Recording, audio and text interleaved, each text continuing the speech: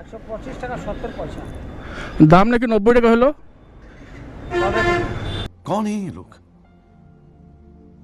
कहां से आते हैं?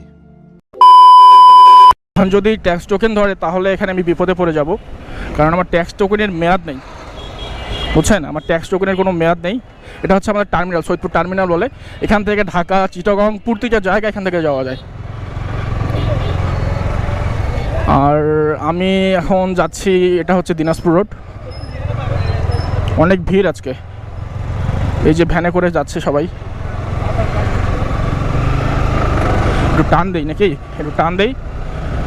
আমি আজকে নাকি তেলের দাম হচ্ছে ওই কত বলে 90 টাকা লিটার নাকি হয়েছে। নতুন করে তেলের জ্বালানির যে দামটা সেটা নাকি কমছে। কিছুদিন আগে 5 টাকা কমলো, 125 টাকা সামথিং 70 পয়সা হয়েছে, কিন্তু এখনও নাকি আবার তেলের দামটা কমে গেছে। আমি শুনলাম যে তেলের দাম নাকি 70 টাকা, সরি 90 টাকা হয়েছে, মাত্র 90 টাকা। তো এই জন্য এখন একটু আমি জিজ্ঞেস করব তেলের দাম কি 90 টাকা হয়েছে না তেলের দাম এখন 125 টাকা আছে। তো সেটা আজকে জানবো আমরা।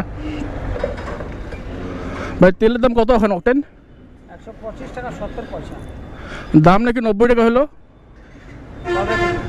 আরে যে অনলাইনে অনেকেই বলতেছে যে দাম কমছে। খবরও তো শুনেন নাই, খবরও তার বলেনি না, খবরে বলে নাই, কিন্তু কথা হচ্ছে কিছুদিন আগে তো 5 টাকা কমাইলো জানি, কিন্তু কথা হচ্ছে আবার নাকি মানে কমাবে। আর এটা অনেকেই বলতেছে, অনেকেই আবার মানে নিউজ ছড়াচ্ছে। ওগুলা তাহলে জানি না ভাই, কমলে কমে পাবেন। একটু সামনে আসেন, তেল দেন আমাকে।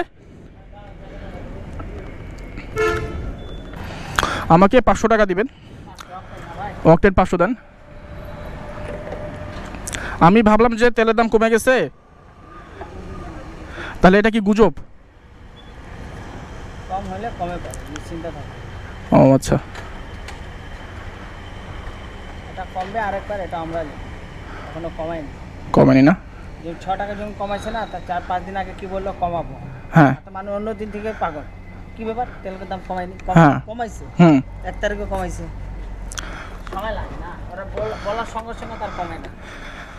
না, ওটা আবার বলছে কিছুদিন পর হয়তো আবার কিছু কমবে, মানে এটা আর কি নির্দেশনা পাওয়া গেছে আর কি। কমবে মানে এখন কমেনি, সিদ্ধান্ত নিছে, ঘোষণা দেয়নি। হ্যাঁ ওটাই। 500 দিয়েছেন না? জি।